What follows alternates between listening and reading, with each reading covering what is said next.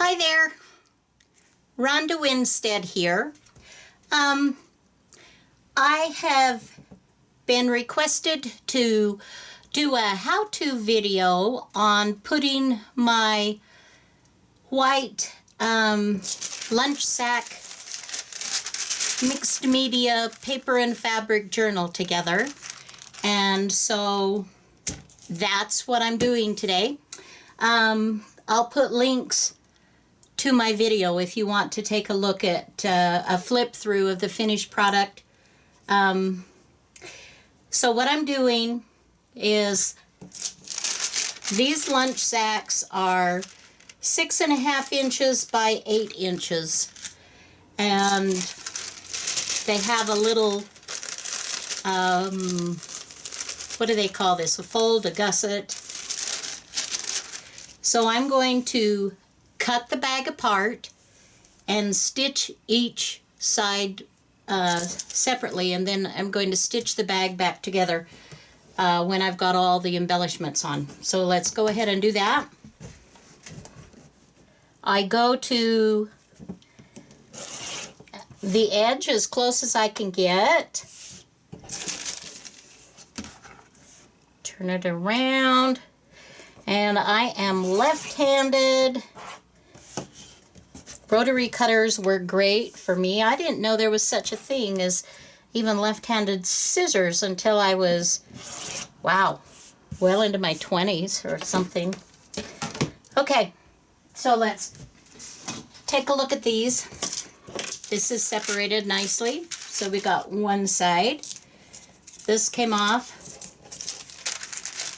This is still attached here. And what I'm going to do is just use my glue stick. I just use an Elmer's glue stick. You can use whatever you like. Now you can cut this off, this little gusset, and I have before. There's not a problem with that. But I'm just going to glue that here to help give a little more stability. And then I'm also going to do a little bit of gluing in the little folds here where the paper sack isn't quite completely glued down. I don't know why I feel to do this. I just, you know, one of those OCD, obsessive compulsive.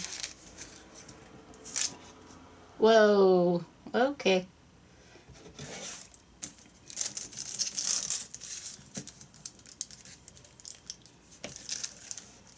All right. Now you'll notice when you fold, look at the paper bag, I fold over this flap and give it more stability.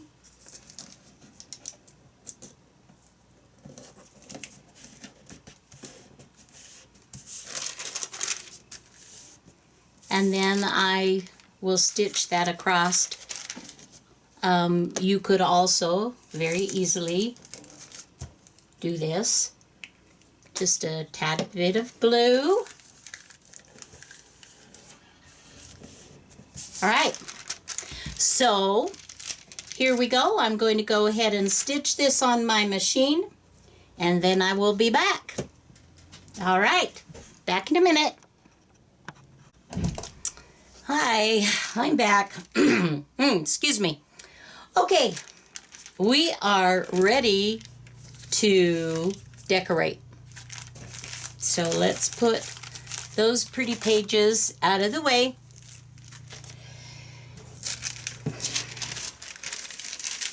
So if you have, say, a theme in mind, you'll want to be aware of that. Sewing, vintage, women, girls, children, sports, whatever, or a no theme. flowers, butterfly, anything you want to do, now's the time you start to pick out a variety of things. And we're just kind of flying by the seat of our pants here. Let me see. Let me just start picking out. Okay, first of all, I've got these pages done, and I've done some soft blues and pinks, lavenders, greens, blues, muted tones. So I'm going to keep that theme. So I'm going to continue with the soft pastels, and let's see what, ooh, that's kind of cool though. Maybe, we'll see. Okay, maybe that. It's just a process. I'm not going to go through everything. I'm not going to go through all my fabrics and scraps. Just, that would be kind of boring. So I'm going to pick some fabrics, and well, let's see. First of all, let me set that off, and let me bring this. I have, oh, la la la la la. I have a little bit of bits of lace and trim and very, very fun pretties. So I'm going to pick some things that I think I might want to work with my fabrics, with laces and trims. And then we'll go through the process of picking from some papers too, some cool vintage things, ledger papers, dictionary, music sheets, you know, all kinds of fun things. And I will be back. Okay, after going through my fabrics a little bit more, I decided that I want to do kind of a yellow page. Yellow and green. And here's a tip for you. When you're making your journal, you might consider making all of the pages similar as far as color scheme and some of the materials that you use, because it doesn't take very much to decorate with. Like, for instance, I have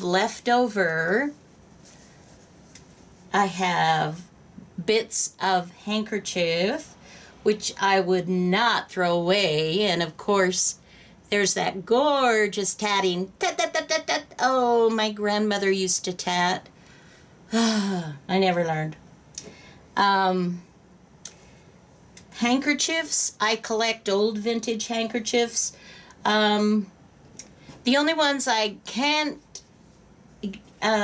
talk myself into cutting up are beautifully white linen handkerchief with layers of white lace. I have a stash of those, and I just can't touch those. But these others I can, and add beauty.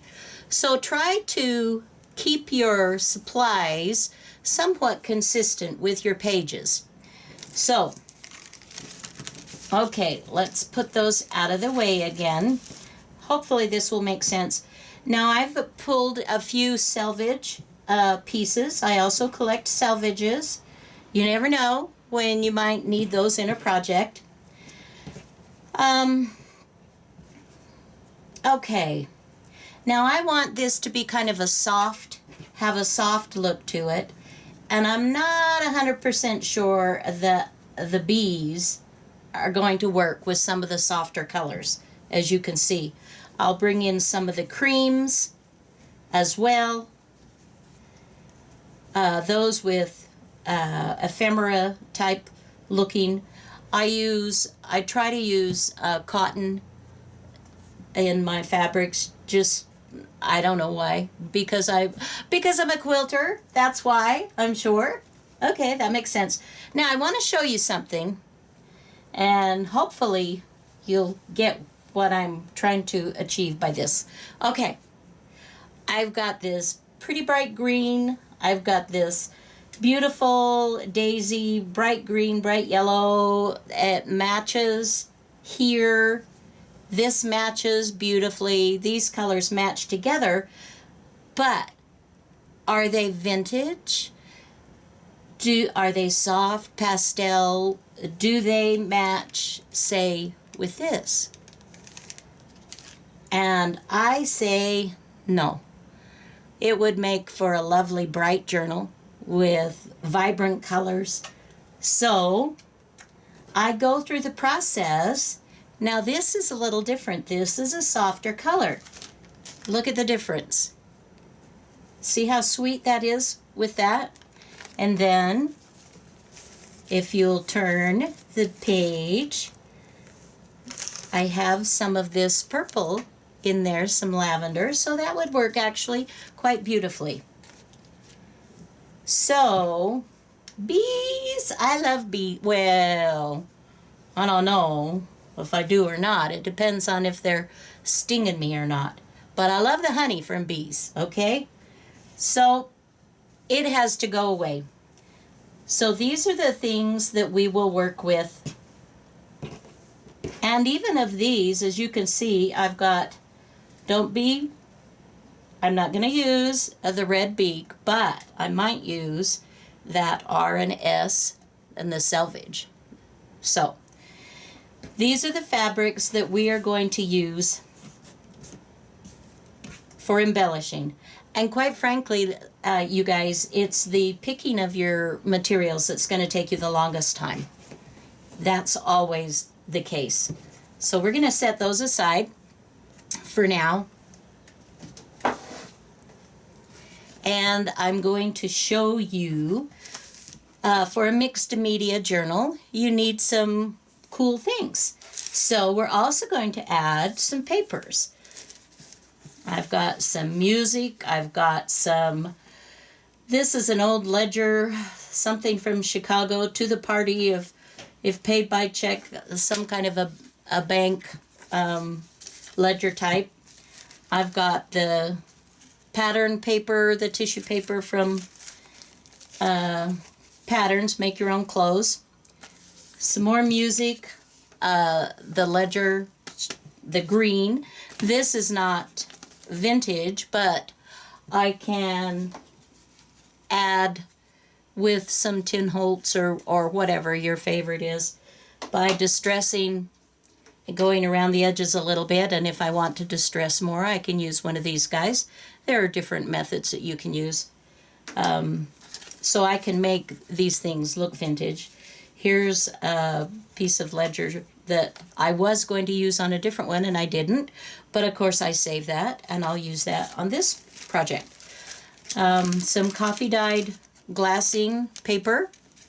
I just use the cheap coffee in Walmart because I don't drink it, but it sure loves to go on my papers. Yay! And then here's another piece of tissue paper that was given to me in a swap at some point that has that ephemera look. Just nice vintage types of things. Go through your papers. Go through your fabrics. Go through your laces, your ribbons, embellishment, that type of thing. So I'm going to go ahead and cut some of these out, and I'm going to do a layout for you, and we'll be right back. Okay, so this is kind of what I have laid out just to show you an idea.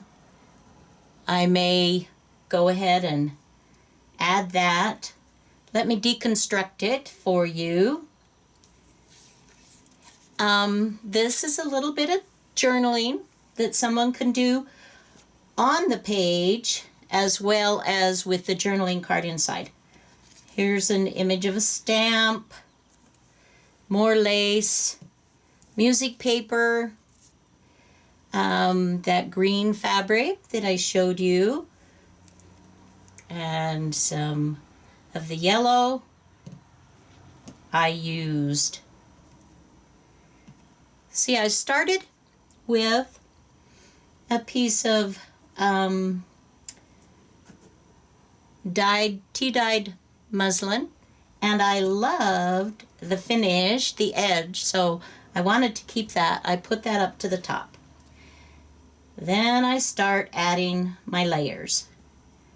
And of course I'm in love with this, with the tatting.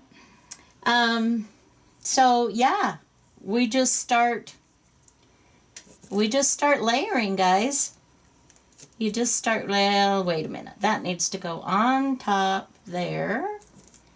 And then here and here and here, or something like that. And here, an image, something to kind of soften it, cover it up a little bit, make it mysterious. La la. I'm gonna make it so it can flip open, and I might put a bow, a little muslin thing that I tore. And I'm not completely done here, but this shows you how I layer. So I'm going to go ahead and I will use,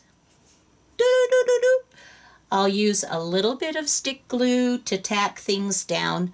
I will do a bunch of stitching, and then I will be back and we will put 2 pages together to show you that step, and then we'll be done. Okay, here we go. I have stitched on what I like. I think it's a pleasing arrangement.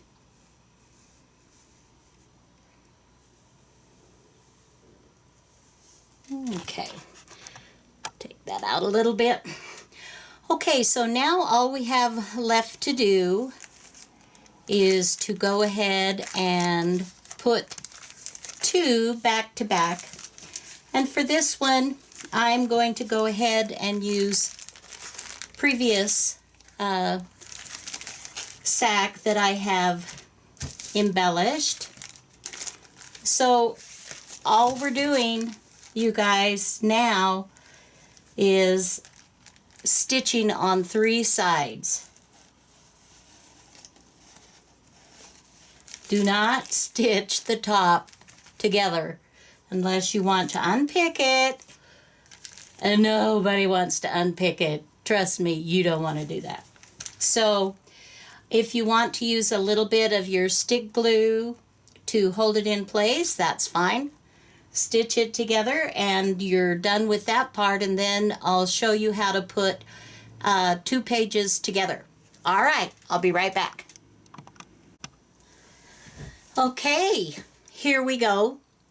I have stitched everything down, and I like what I've got here now.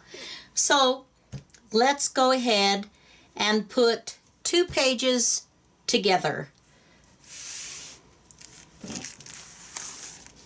As I showed you on this first one, I made a mistake. Oh no! Yes, I did. I always make mistakes. Well, not always, but I make plenty.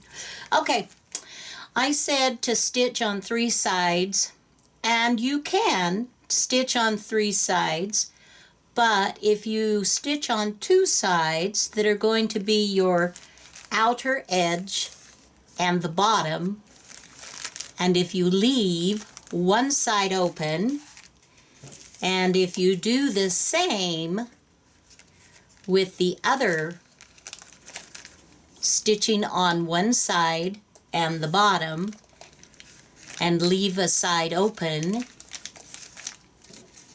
and you put these 2 together, you see where I'm going? then you can put, like, here's a Tyvek strip of paper, and I can put score tape on, which I have done here on both sides of the Tyvek. I've used 1/2 inch, and I can position that inside a 1/2 inch here and a 1/2 inch here, and that will put my 2 pages together, and then I can go ahead and stitch down to have it look uniform, and it will be nice and sturdy put together.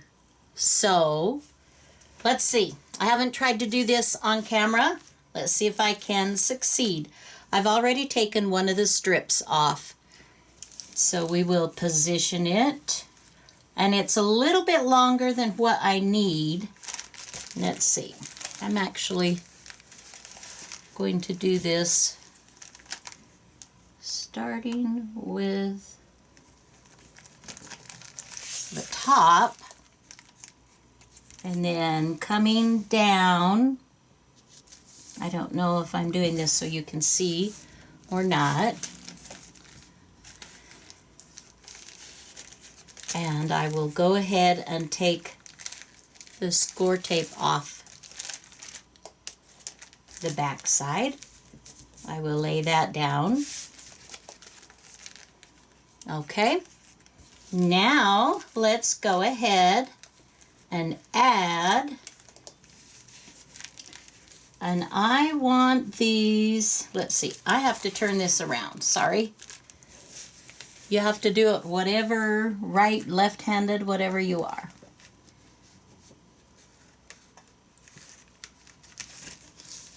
This part is a little tricky. So I want to line that up just so.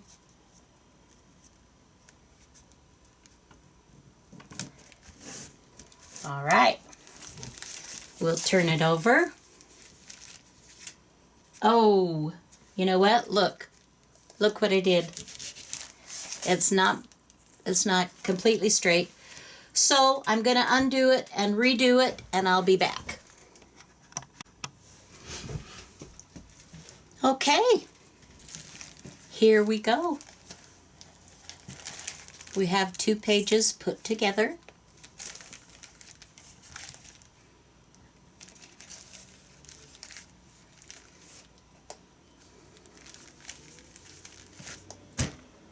I hope you have found something in here that has been of benefit if you want to give it a try and get those crinkly old lunch sacks.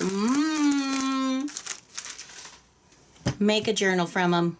Give it a try. I'd appreciate a thumbs up, like, share, subscribe. I'd love to have that. And until next time, have a wonderful day. Bye.